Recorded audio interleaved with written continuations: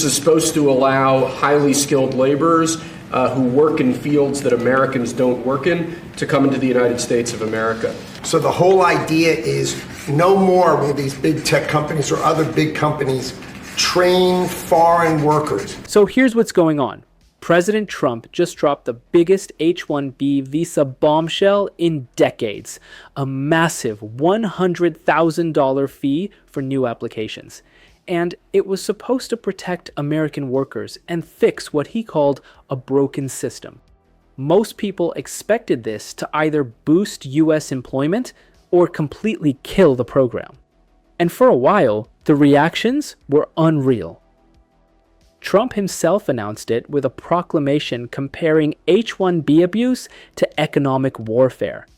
Yeah, that's the level of drama we're talking about. In hours of the announcement, chaos erupted. Airport terminals started filling up with panicked tech workers. Social media exploded with stories of families being separated, people abandoning vacations mid-trip, and H-1B holders scrambling to get back to America before they thought they'd be locked out forever. The top trending topic on LinkedIn that weekend? H-1B emergency travel. And it wasn't just social media. Major news outlets, immigration lawyers, and even foreign governments were sounding alarms about the humanitarian crisis unfolding in real time. So what actually happened? Trump's administration rolled out this policy with zero warning. No grace period, no grandfathering, no clear guidance. They just announced that starting September 21st, 2025, any new H-1B petition would cost employers $100,000 instead of the usual few $1,000s. And for most workers and companies, that meant their entire career plans were suddenly in jeopardy. No consultation, just a policy bomb dropped on a Friday night. Right away, people started panicking. Flights from India, China, and Europe to the US were being booked at premium prices. Tech companies like Microsoft, Amazon, and Google were sending urgent emails to their H-1B employees telling them not to leave the country. One software engineer posted on Reddit,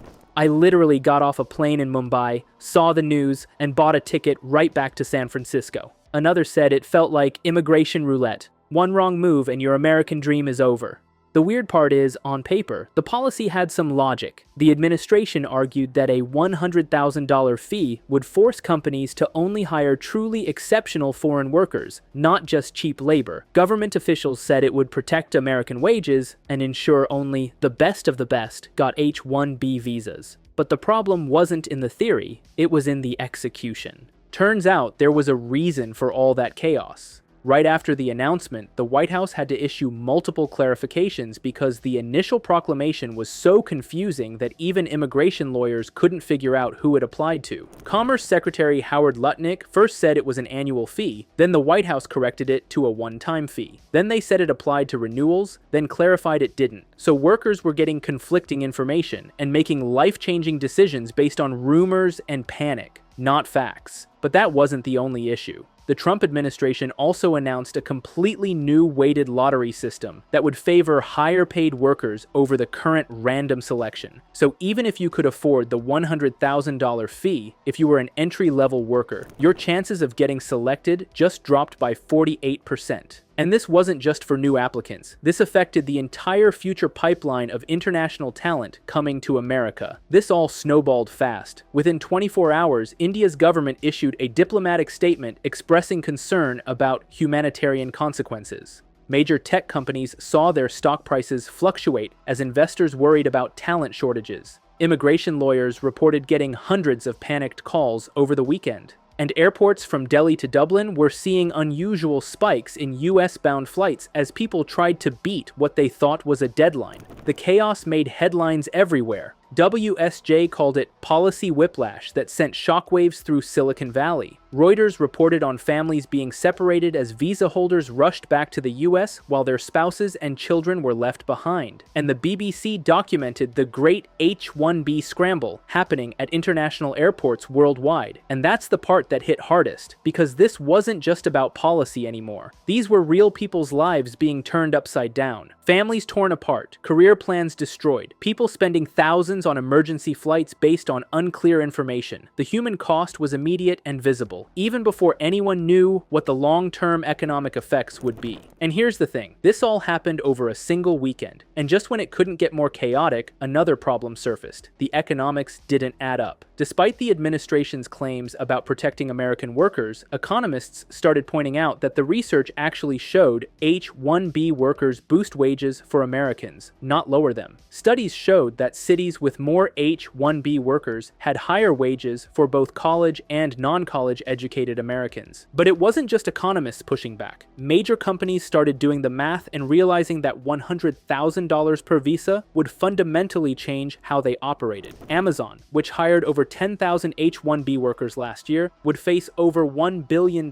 in additional costs. Smaller startups said the fee would basically price them out of hiring international talent entirely. One startup founder posted, "We literally can't afford to compete for global talent anymore. This just handed every advantage to countries like Canada and the UK." Now, these weren't just corporate complaints. According to multiple industry analyses, this was reshaping the entire global competition for talent. Within days, other countries started marketing themselves as alternatives. The UK's tech minister tweeted about their global talent visa. Canada promoted their express entry program.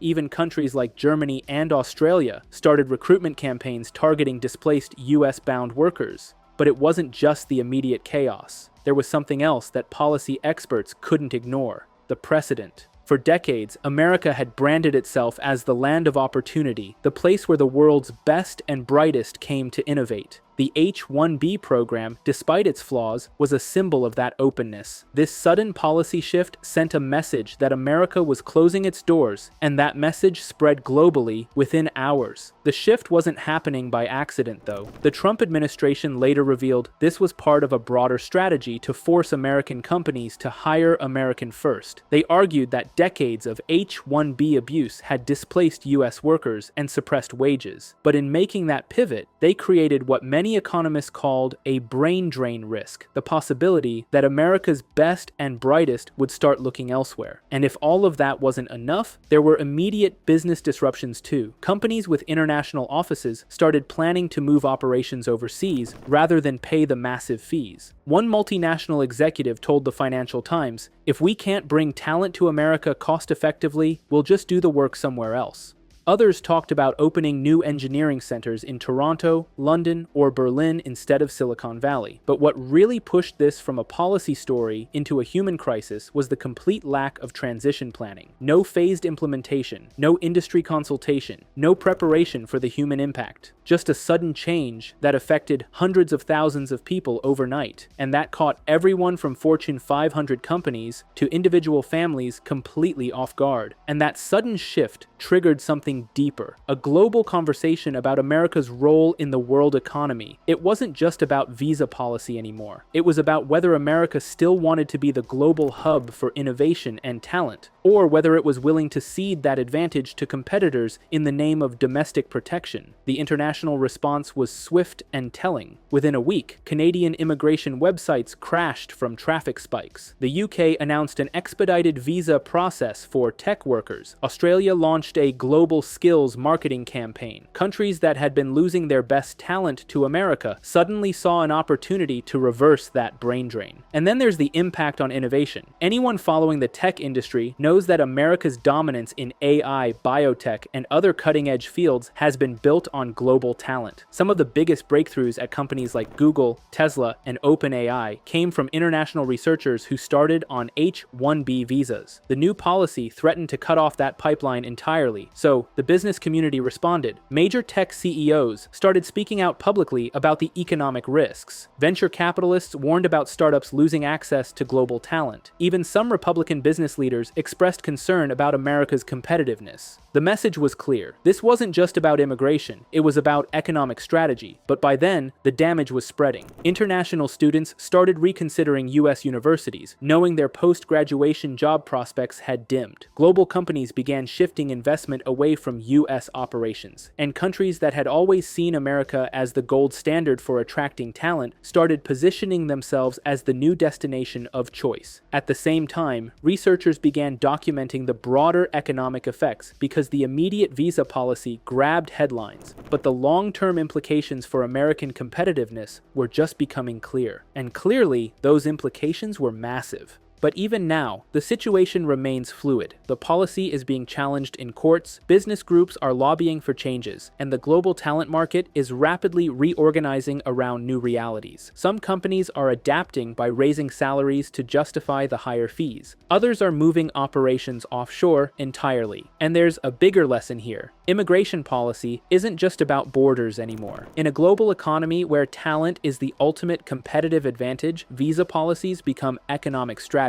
So when a major change hits and disrupts the flow of global talent, it reshapes entire industries and national competitiveness. The $100,000 H-1B fee may still evolve. There's legal pressure, business pressure, and international pressure to modify or reverse it. But this policy shift reminded everyone of one thing. In the 21st century economy, the countries that attract the world's best talent are the ones that lead in innovation, growth, and prosperity. And for a country that built its tech dominance on global talent, that might just be the most important policy consideration of all. If you made it this far, let us know what you think about America's new direction on high-skilled immigration in the comments below.